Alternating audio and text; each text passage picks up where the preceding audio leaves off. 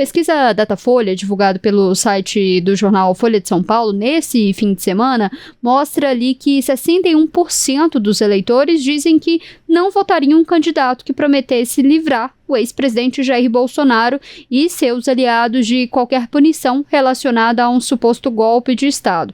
De acordo com esse levantamento, 48% dos entrevistados defendem ainda que Bolsonaro seja preso pela sua suposta participação na tentativa de golpe depois das eleições de 2022. Enquanto isso, a pesquisa também perguntou sobre a revogação do visto americano do ministro Alexandre de Moraes. Essa medida é aprovada por 47% dos brasileiros. Enquanto eu ia citando algum desses dados, a gente está acompanhando aí na nossa arte, nós preparamos um dos principais temas aí sobre essa pesquisa. A gente está acompanhando aí na tela, que é sobre essa questão da revogação do visto americano do ministro Alexandre de Moraes. 33% concorda plenamente, 14% diz que concorda em parte, 1% diz que não concorda e nem discorda, 13% discorda em parte dessa medida e 29% discorda totalmente e 10% afirmaram que não sabe opinar. Vou pedir, só para a gente voltar na nossa primeira tela da pesquisa, que a gente cita sobre esses dados dos 61%, né? Que dizem que não votaria ali em um candidato que prometesse anistiar Jair Bolsonaro ou os acusados ali dos atos do dia 8 de janeiro. 61% diz que não votaria em nenhum candidato que prometesse isso. Apenas 19% diz que votaria sim em um candidato. E aí teve umas outras perguntas que a pesquisa fez, que são perguntas interessantes, que é a questão se o Jair Bolsonaro deveria abrir mão ali de concorrer à presidência em 2026. Lembrando que nesse momento o ex-presidente Jair Bolsonaro está inelegível, ele não pode concorrer. Mas essa pergunta, 67% acredita que sim, que o ex-presidente tem que abrir mão ali de concorrer à presidência e 30% acredita que não. E uma outra pergunta interessante que teve nessa pesquisa, que é se o Bolsonaro deveria ser preso. Entre os entrevistados, 48% diz que sim, 46% diz que não. Essa tá realmente ali dividido a opinião dos entrevistados. Lari, a pesquisa ainda tem um recorte ali que fala sobre a avaliação do presidente Lula, que essa avaliação não mudou depois do anúncio do tarifaço, mas o ponto interessante ali que me chamou a atenção é esse dado da anistia, que mostra que essa, realmente, como a gente já vem falando ali desde o início do ano, não é uma pauta da população. E não deixa de ser também um recado ali para os candidatos de centro-direita, aos governadores de direita que querem ocupar esse espaço do bolsonarismo à presidência. O que mais te chamou a atenção nessa pesquisa, Lari? Letícia, eu acho que essa pesquisa ela traz diversos números interessantes, mas que também, ao mesmo tempo, deixam ali algumas perguntas na nossa cabeça. Porque quando a gente pega esse recorte em relação àquelas pessoas que não votariam em candidatos que prometem anistia ao ex-presidente Jair Bolsonaro, a gente está falando de um número de 61%, né? É um número muito elevado, mas se a gente pega, por exemplo, isso é o que está sendo refletido na pesquisa, mas a gente pega, por exemplo, e eu estava reunindo os dados dos últimos atos pró-anistia, pró-Bolsonaro, como os atos que aconteceram ontem em diversas capitais do país. Então, se a gente pega, por exemplo, se a gente compara, vamos fazer um comparativo aqui em relação ao ano de 2025 mesmo, antes da gente partir ali para 2024. Se a gente pega, por exemplo, os números relacionados ao início do ano, só pegando aqui para a gente ter uma noção bem clara. Esses são os dados daquele monitoramento ali da USP, né, Olari? Exatamente, que é aquele, é o grupo de pesquisa ali que dá pra gente esses números mais consolidados, né? Então, se a gente pega aqui em 29 de junho, pegando o recorte só da Avenida Paulista, né? A Avenida Paulista, ela tem ali, né, um simbolismo muito forte. Então, quando a gente olha para a Avenida Paulista, fica mais fácil de fazer esses comparativos. Mas, por exemplo, também no auge dos protestos, acho que quem nos acompanha vai lembrar, as imagens ali no Rio de Janeiro que chamavam muito atenção também, para além da Avenida Paulista ali na Praia de Copacabana, aquilo ali chamava muito atenção, mas fazendo esse recorte especificamente aqui para a Avenida Paulista. Então, em junho, um protesto no mesmo local reuniu 12 mil pessoas.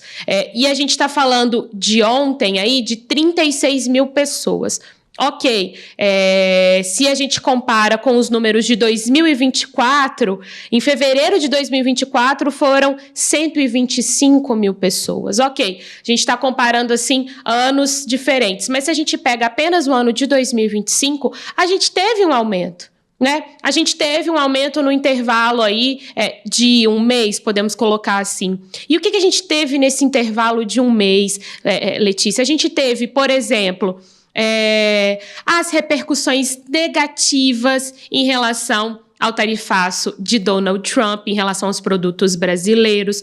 Nós tivemos diversos desdobramentos do julgamento da ação penal da trama golpista no Supremo Tribunal Federal. Nessas últimas semanas, a gente teve, por exemplo, réus do núcleo 3 sendo ouvidos. Nós tivemos testemunhas, e aí agora a gente pode ampliar um pouquinho também, nós tivemos testemunhas dos outros núcleos também sendo ouvidas, assim como os réus, ou seja, era algo que estava ali no noticiário o tempo todo, querendo ou não, né?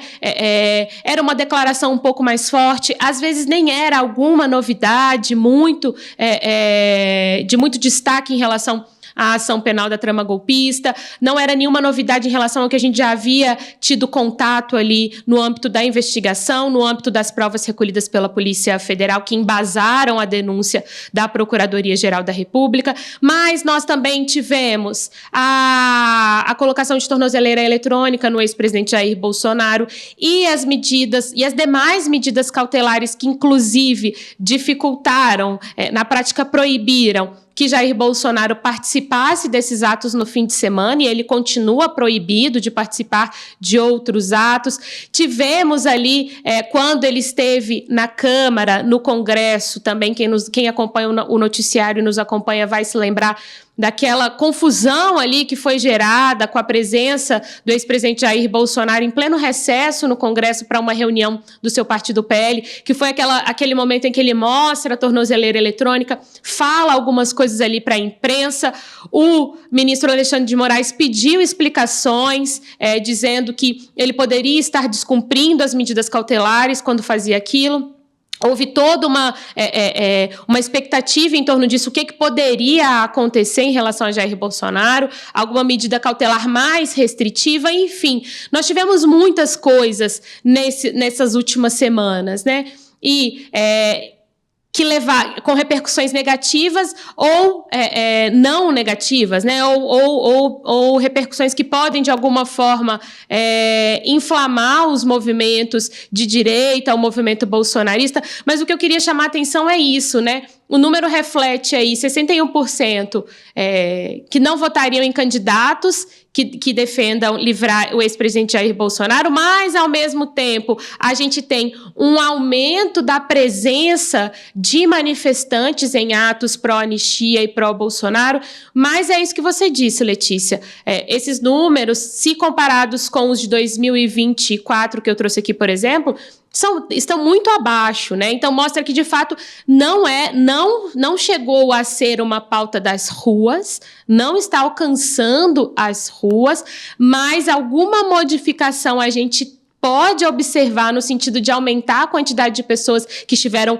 por exemplo, na Avenida Paulista. Então, agora cabe para a gente esmiuçar, e também os institutos de pesquisa esmiuçarem aí, o que de fato, qual foi a repercussão no movimento de direita, no movimento bolsonarista, que levou as pessoas a quererem ir mais para as ruas para se manifestarem em relação a essas pautas. O que especificamente aconteceu que fez com que aquele manifestante, né, que talvez não tenha saído para as ruas em junho, mas resolveu sair agora. Então, agora é esmiuçar isso também, mas tendo como contraponto os números da Datafolha neste momento. Então, eu acho que os desdobramentos dos atos de ontem e também os desdobramentos desses últimos fatos, eles vão continuar acontecendo, e talvez a gente ainda tenha tenha números conflitantes, mas ao mesmo tempo que aos poucos eles vão respondendo algumas das nossas perguntas, Letícia, mas eu acho que também são cenas dos próximos capítulos a partir de agora para a gente compreender, né? Como que tem mais gente na rua, mas ao mesmo tempo mais gente falando que não votaria quando analisada a questão do ex-presidente Jair Bolsonaro. Então, são números que parecem conflitantes, mas que eles vão dando algumas respostas, né, Letícia? É importante a gente lembrar, quando a gente fala desses números, né, realmente tem aumentado, como a Larissa fez bem essa análise de trazer todos esses dados das últimas pesquisas, é menor do que quando a gente via manifestações anteriores, ali em anos passados. Mas, como eu sempre falo, assim, é uma parcela ali do eleitorado muito relevante. O Bolsonaro ainda consegue levar para a rua muito mais gente do que outros espectros políticos. Então, é uma parcela do eleitorado muito relevante ainda, até por isso ali, muitos governadores de direita, eles ficam nesse morde-a-sopra ali com o bolsonarismo, que ao mesmo tempo eles querem ser o candidato, então para eles serem os candidatos, eles não podem ali assumir completamente a pauta do bolsonarismo, mas eles também não podem abrir mão, porque é uma parcela do eleitorado importante.